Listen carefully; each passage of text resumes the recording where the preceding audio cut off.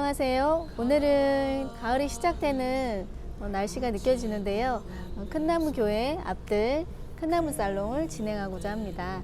오늘 귀하신 분을 또 모셨는데요. 오남성교회이시면서 큰나무 찬양대 핵심 멤버이신 김일중 집사님을 모셨습니다. 안녕하세요. 반갑습니다. 네.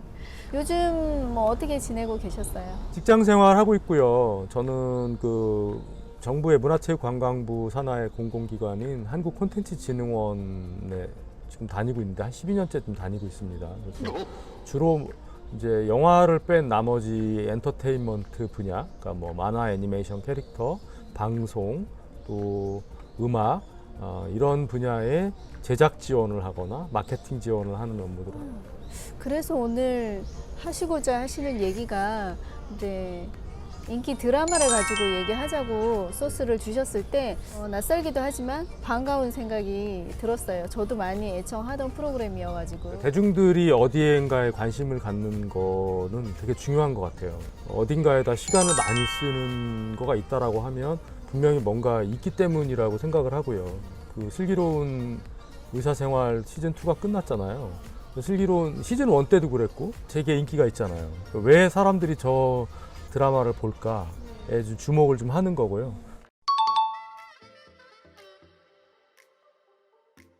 아주 유명한 스타가 나오면 극 전체가 그 사람을 중심으로 써야지 되고, 그러다 보면 단조로워지기도 마련이에요. 신원호 감독이나 이우정 작가가 선택한 전략은 그렇게 어떤 한두 사람한테 이렇게 의존하는 형태의 이야기 구조가 아니라 다양한 사람들이 나오면서 다양한 에피소드가 생기는 그런 종류의 이야기를 옛날부터 하고 싶었던 것 같아요. 드라마는 어떻게 보더라도 환타지잖아요. 다큐멘터리 아니거든요. 그러니까 환상이기도 하고 현실에 없기 때문에 그러는 건데, 서울대학교 의대를 다 우수한 성적으로 입학해서 우수한 성적으로 졸업했고, 근데 다 천사 같아요. 사람들이 착하고 뭐 엄청 그런 사람들이 있는 거예요. 그러니까 현실에 없으니까 사람들이 좀 보려고 하는 거 아닌가. 그들도 우리하고 똑같다는 거예요. 의사도 밥 먹고, 특히나 뭐 식탐이 많이 있는 그런 송화라든지, 의사는 안 아픈가? 또 의사 가족도 아프고 실제로 그렇잖아요. 그런 점에서 보면은 저 사람들도 똑같구나. 그냥 우리하고 연애도 하다가 깨지기도 하고 뭐 이런 것들을 보면서 그들도 똑같이 우리랑 똑같은 생로병사를 경험하고, 또 그 가운데 있는 희노애락 같은 것들을 다 경험하면서 오는 공감? 연출 잘하고 재밌잖아요. 의학 드라마들 치고는 굉장히 세련된 수술 장면이나 이런 것들을 고증하는 거 보면 재밌단 말이에요. 그러니까 그런 점들이 다 두루두루 복합적으로 매력적인 캐릭터들이 나오기 때문에 좋아하지 않았을까?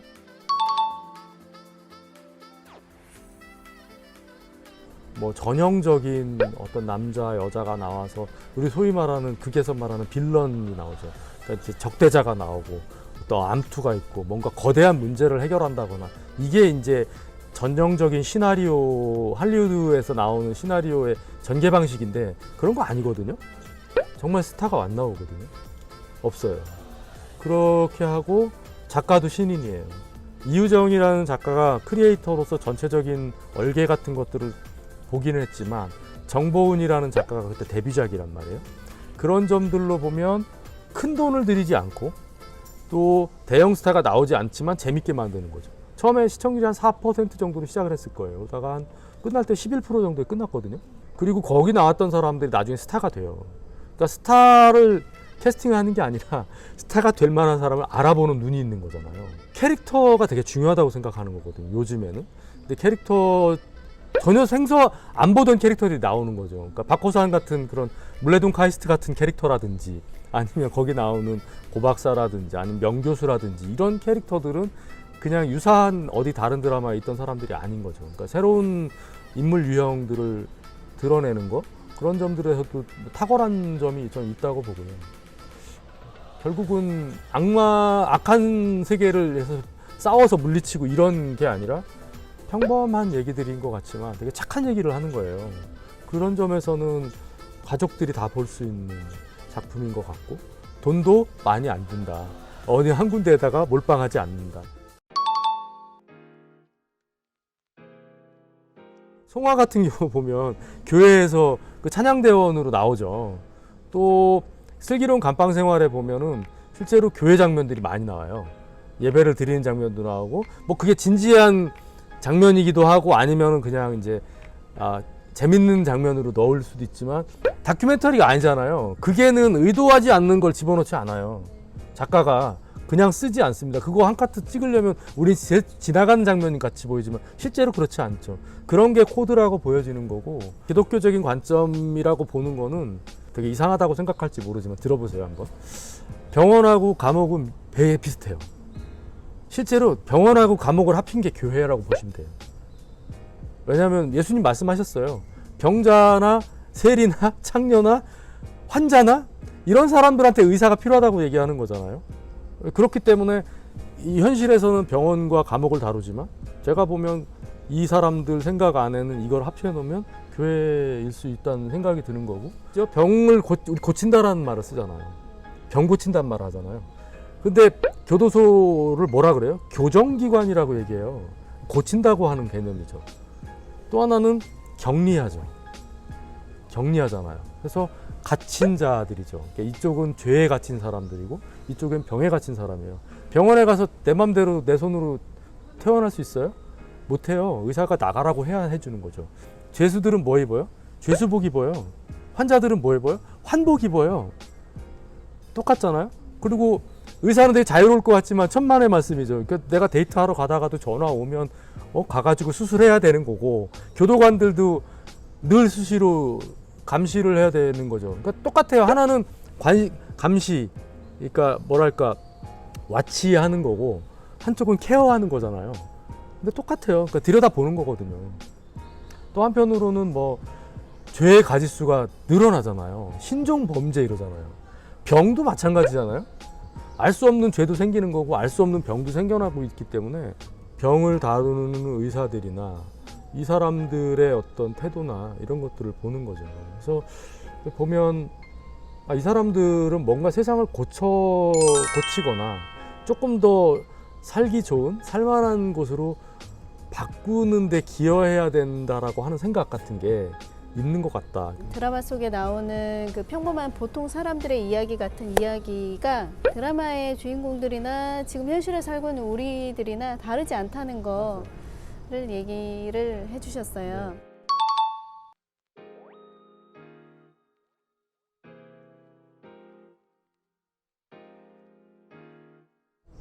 어렵죠. 그건 좀 어렵다 생각해요. 왜냐하면은 슬기로운 의사생활에 나온 5명도 실제로 철들기 전에 만나서 오래됐기 때문에 친구가 되는 거지. 대학교 1학년 때 만난 친구도 좋잖아요. 뭐 예를 들면 교회 안에서도 어려서부터 같이 초등부부터 쭉 해가지고 청소년기 같이 보냈다. 우리 장로님들도 계시잖아요. 근데 그렇게 되면 되는 건데 완전히 성인이 돼가지고 삶의 일부분만 보여주는 공간, 여기도 어떤 사회적인 공간들이라고 보여지면 쉽지 않을 것 같아요. 그게 너 오늘부터 교회 나왔으니까 너는 이제 마음을 열고 지금부터 친구해. 그렇게는 안 될 것 같긴 해요.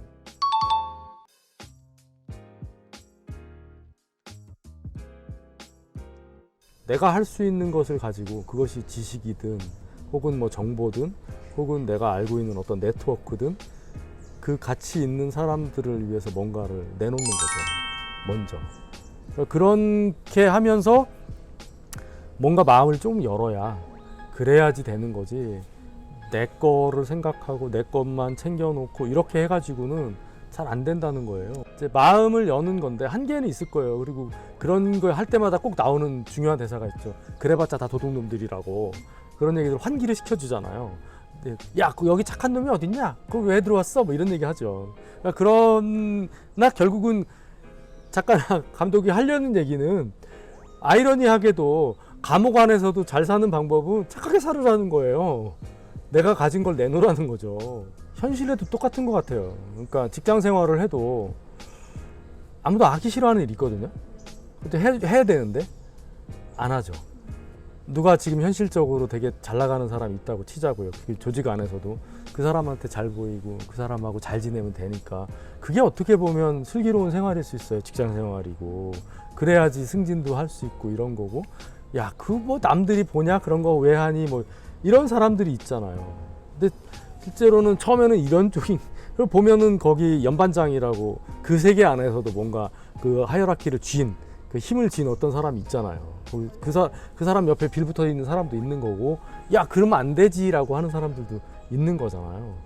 생각해 보겠죠, 각자가. 야 저랬을 때 나는 어디로 어떤 선택을 해야 되지? 하는 고민을 하게 되는 콘텐츠니까.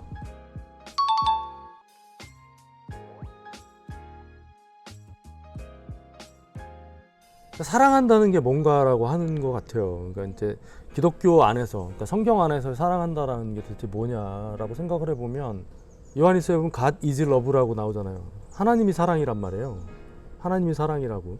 그러니까 사랑이 원래 없고 하나님이 사랑을 보여주시는 거고, 너희들끼리 사랑하면 하나님이 그 안에 계시고, 하나님이 사랑은 하나님의 기본적인 속성인데, 창세기로 돌아와 보면 우리들한테는 하나님의 캐릭터가 있다는 거잖아요.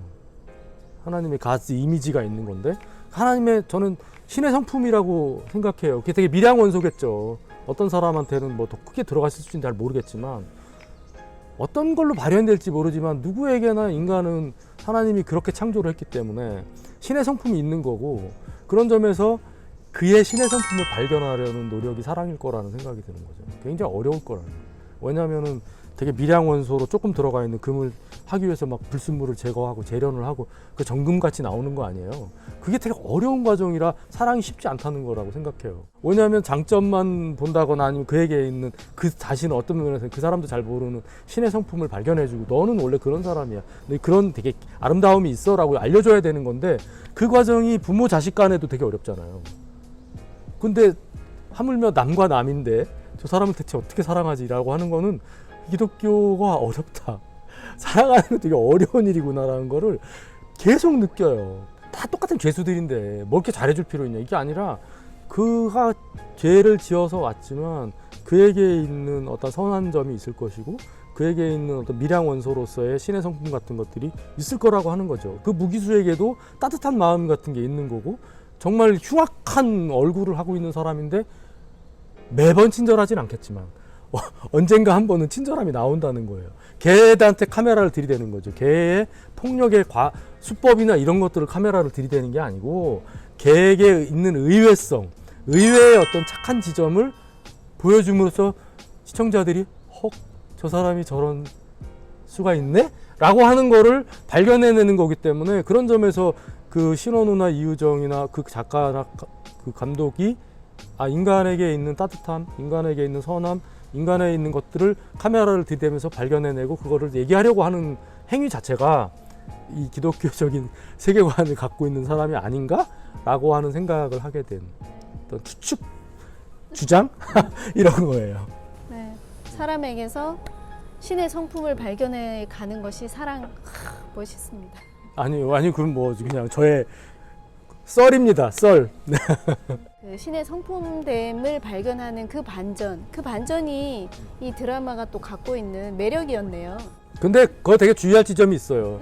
신의 성품이 있다는 뜻이 신이라는 뜻이 아니에요.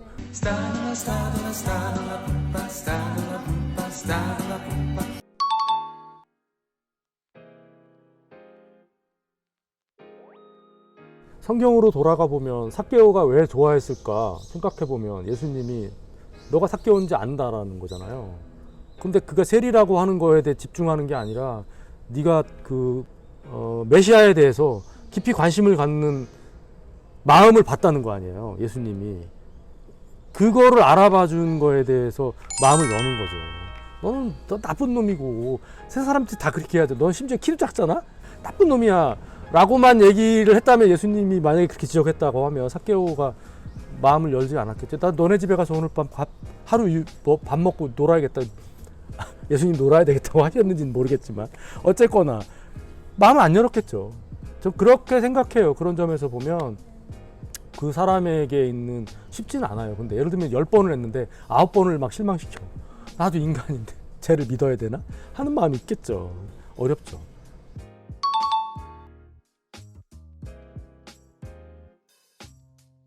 이제 코로나가 이제 1년, 거의 2년이 다 돼 가잖아요. 가장 두려운 거는 편견은 그나마 봤다는 뜻이에요. 관심이 없는 거예요. 안 본다는 거예요. 이렇게 투명 인간 취급하는 거죠. 다 이렇게 같은 사무실에 있든 미워하는 마음은 사실 관심이 있기 때문에 미워하는 마음도 사실 생기는 거잖아요. 근데 아예 없는 거죠. 아니 그냥 뭐랄까 중립? 이렇게 있는 거죠.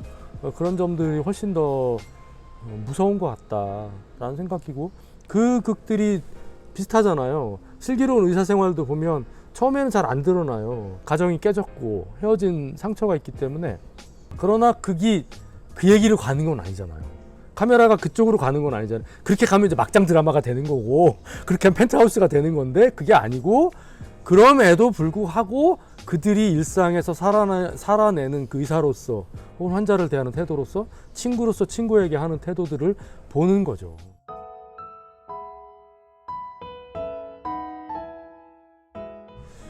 그냥 결론부터 말씀드리면 선한 사마리아인으로 살으라는 거예요. 감옥에 있든 아니면 병원에 있든 내가 있는 현장에서 한 발을 더 뻗으라는 뜻이고 뭐 의사로서 기본만 하면 되잖아요. 그 사람도 내가 수술할 거 하고 퇴근하고. 그러나 그 사람들은 한 발 더 나가잖아요. 그걸 그 환자들이 아는지는 모르지만 수술을 내가 그러면 야 수술하자 뭐 아니면 더 수술하되 어떻게 하자라거나 아니면 심지어 돈이 없어 그럼 키다리 아저씨로 해서 해 라고 하는 거잖아요. 슬기로운 생활이라고 하는 거는 그렇게 살아가는 것 같아요. 그래서 너가 있는 자리에서 너가 부족한 게 보이는 사람이 그게 크든 작든 그것이 지식이든 정보든 아니면 약간의 배려 혹은 친절일지라도 베풀고 사는 게 그렇게 해서 병원이라는 데가 대부분 평화가 깨진 사람들이잖아요. 그래서 얘가 평화가 공동체 안에서 어떤 사람이 평화가 무너진 사람의 그걸 회복시켜주면 공동체 기운이 평화가 돌아오잖아요. 그게 슬기로운 생활이라는 거예요. 그러면 어떤 면에서 보면 우리가 잘 모르지만 삶이 좀 편안했거나 어디 가는데 되게 좋았으면 누군가 베풀어 놓은 친절이나 누군가 베풀어 놓은 배려 같은 것들이 있어서 우리가 조금 알게 모르게 편안하게 살았는지도 모르겠다라는 생각이 있고요. 슈퍼히어로가 지구를 구할 수 있는 게 아니라는 거죠. 일상의 삶에서 당신 한 사람 한 사람이 그렇게 살다 보고 그런 사람들이 제 옆에 많으면 그러면 세상은 혹은 삶은 조금이라도 달라질 거야 라고 이야기하는 것 같다. 어설픈 결론입니다만 저는 그렇게 생각합니다.